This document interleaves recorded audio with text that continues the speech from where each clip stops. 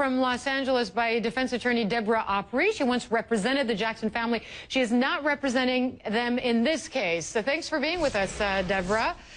What is this case all about? Is this all about sort of the question being, did the concert promoter hire Dr. Conrad Murray, and therefore is the concert promoter responsible for the death of Michael Jackson because of the medication that we used that eventually killed him?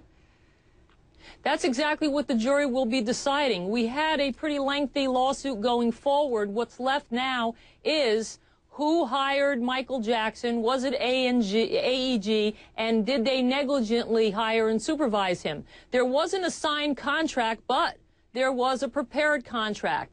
Michael Jackson may have selected the doctor, but you have to look at all the lines of communication in this very finite period of time. And these will, in the end, be Michael's final words through the communications of others as to how he was feeling.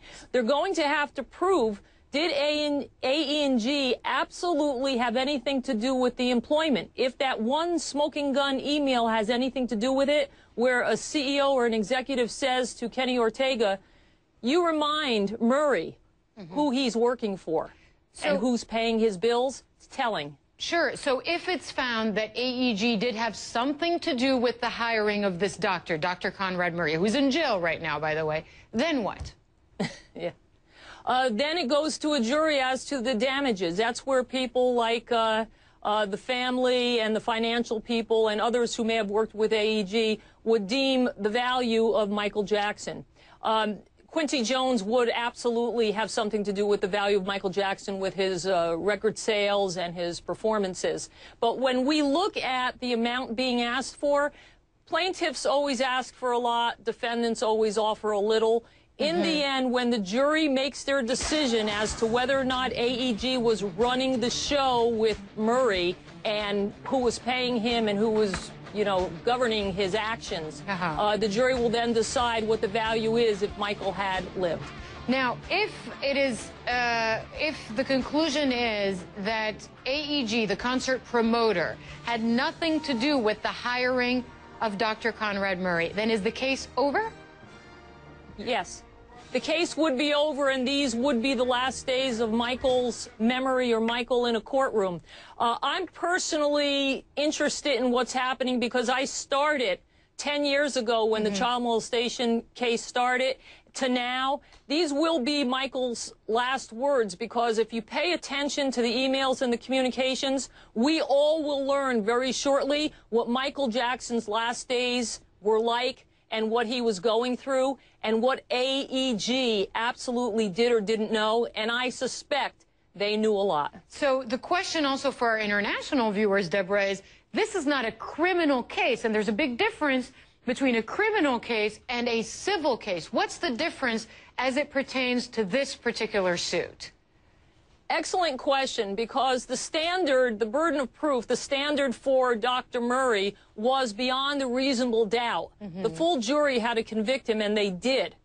With this case now, it's the lowest burden, preponderance of evidence. You don't even need 12 jurors. You can have a total of 9 jurors, and the majority will have to rule whether or not AEG is liable for his death. This is going to be very explicit in what Michael Jackson's lifestyle and habits were. So people are probably going to be very shocked if they haven't been shocked already, and I think. Yes, anyway. I was going to ask you, Deborah, about Conrad Murray himself. I mean, can he be compelled to testify? He's giving jailhouse interviews. He gave one to our Anderson Cooper. It'll air a little bit later tonight on CNN International.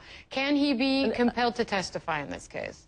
That's another great question. For your international listeners, we have a situation here in the States where if you are standing trial, a criminal trial, you can take the fifth, saying, I don't want to incriminate myself. Yes. But if Murray has already been convicted and he's appealing that conviction, he may, in fact, have another trial down the road criminally. So the question becomes, can he be subpoenaed like O.J. was when he was acquitted? Remember that? Right. Can Murray be compelled and subpoenaed to appear in court and testify? At this point in time, I don't think he can. However, his appearing on television talking from jail Isn't that, in a way, maybe his attempt to get his story out without ever taking the stand? All right, perhaps it is. Anyway, in a few hours, we'll know. Thanks so much, Deborah Opry, for joining us from Los Angeles with your analysis and perspective on this case.